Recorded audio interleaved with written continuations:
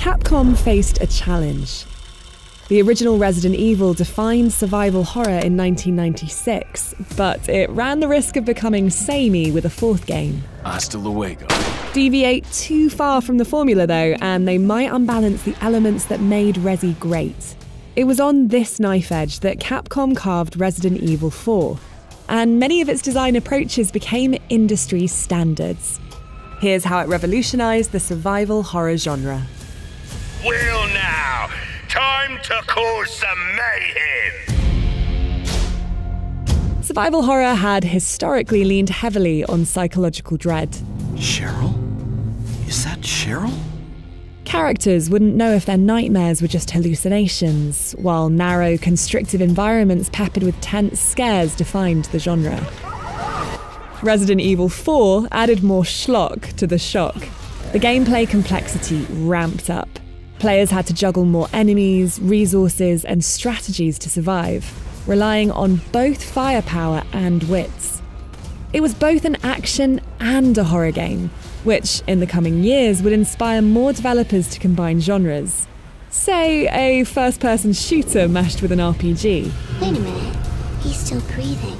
BioShock's lead level designer Bill Gardner said in an interview with Den of Geek, "Resident Evil very much gave me the confidence to say, players can handle it.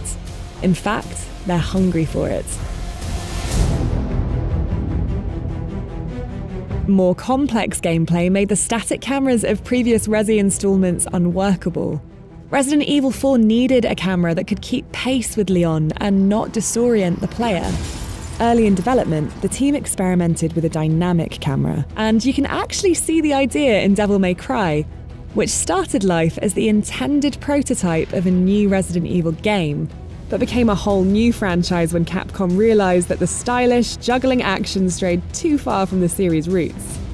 If Resident Evil 4 had continued down that route, a series of dynamic cameras would have been carefully positioned around levels, with the player seamlessly cutting between each as they moved. Capcom even showed an early build of the game at E3 in 2003 that showed this hybrid dynamic camera in action. Later in development, the Resi 4 camera was reimagined again. It would hover over Leon's shoulder, tracking his movements and placing the player in the action. This third-person camera set the blueprint for the kind of precision aiming that became industry standard in all action shooter games thereafter. Resi 4 still retained the rooted controls of previous games while shooting, but with a third-person perspective, players were encouraged to be more methodical in their aim. They could be precise with different results depending on whether they shot a leg or a head. One of the systems that Resident Evil 4 didn't shout about on launch was its dynamic difficulty. Die too many times and the game would quietly adjust its AI to make enemies less quick to attack, or even just remove enemies from upcoming encounters altogether.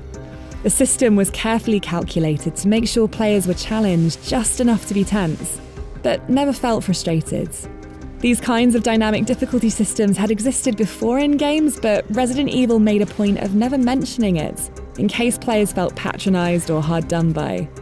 It kept players focused on the task at hand, and in that hard-to-achieve state of flow. Long time no see. Resident Evil 4 was a landmark installment in the series, adding more than a few genre-defining features.